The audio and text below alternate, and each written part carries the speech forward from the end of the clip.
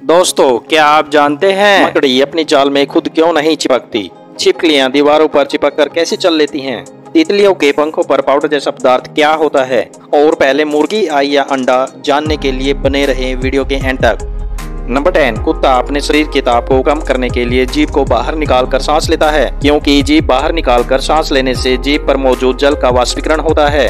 इस प्रक्रिया में जीभ से पर्याप्त मात्रा में ऊष्मा ली जाती है और शरीर का ताप कम हो जाता है। नंबर 9, चमगादड़ रात्रि के अंधेरे में प्राश्रव्य ध्वनि उत्पन्न करके एक निश्चित दिशा में उड़ते हैं। यदि उनके उड़ने की दिशा में अवरोध है तो उस अवरोध से यह प्राश्रव्य ध्वनि टकराकर वापस लौटेगी। टकराकर लौटने वाली इस प्राश्रव्य ध्वनि को चमगादड़ सुनते हैं, जिससे उन्हें पता चल जाता है कि आगे अवरोध है और वे अपना रास्ता बदल लेते हैं।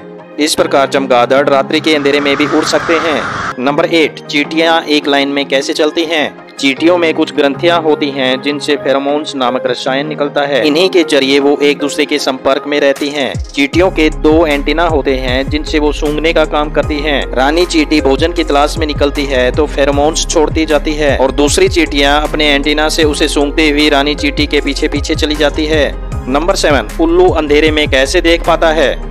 उल्लू रात्रि में मानव से कई गुना अधिक देख सकता है, क्योंकि उसकी आंखों में प्रतिबिंब वाली विशेष कोशिकाएं होती हैं। ये कोशिकाएं रोशनी को अपने भीतर सोख लेती हैं। यह एक ऐसा विचित्र पक्षी है जिसे दिन की अपेक्षा रात में अधिक स्पष्ट दिखाई देता है। इसे दिखाई तो दिन में भी देता है, लेकिन उतना स्पष्ट दिखाई नहीं देता जितना कि रात में। जिन पक्षियों को रात में अधिक दिखाई देता है उन्हें रात का पक्षी कहते हैं। नंबर 6, रात अंधेरी हो तो जुगनू का बारी बारी से चमकना और बंद होना रोमांचक और मनोहारी होता है। जुगनू लगातार नहीं चमकते, बल्कि एक निश्चित अंतराल में ही चमकते और बंद होते हैं।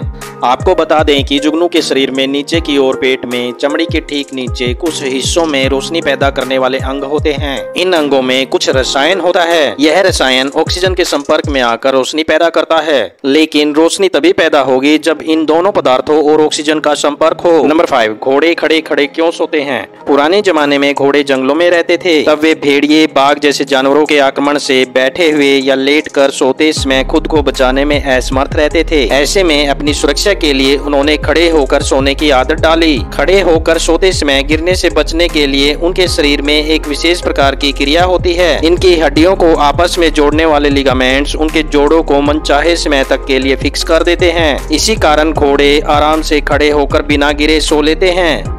नंबर 4, मकड़ी अपने शिकार को फंसाने के लिए जाल बुनती है। छोटे छोटे कीड़े इस जाल में आसानी से फंस जाते हैं।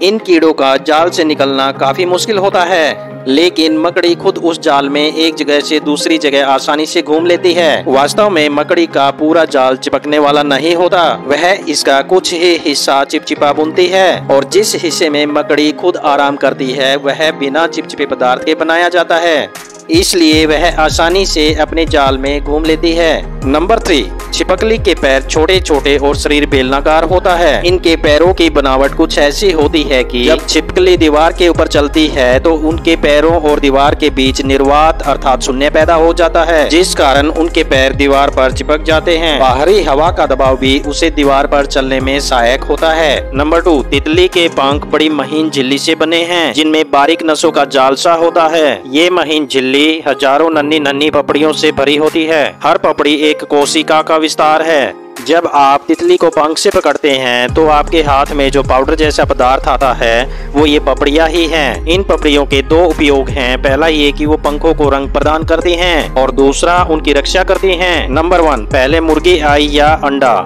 जीव विज्ञान के अनुसार जीवों का विकास क्रमिक रूप से हुआ है। मुर्गी और अंडे के विकास में लाखों वर्ष लगे हैं। मुर्गी और अंडे में पहले कौन आया, इस प्रश्न के कोई मायने नहीं है, क्योंकि इन दोनों का विकास एक साथ एक क्रम में हुआ है। तो दोस्तों, इस वीडियो में बस इतना ही। और हाँ, चैनल सब्सक्राइब करना ना भूलना और कौन सा पार्ट अच्छा लगा कमेंट करके जरूर बताना।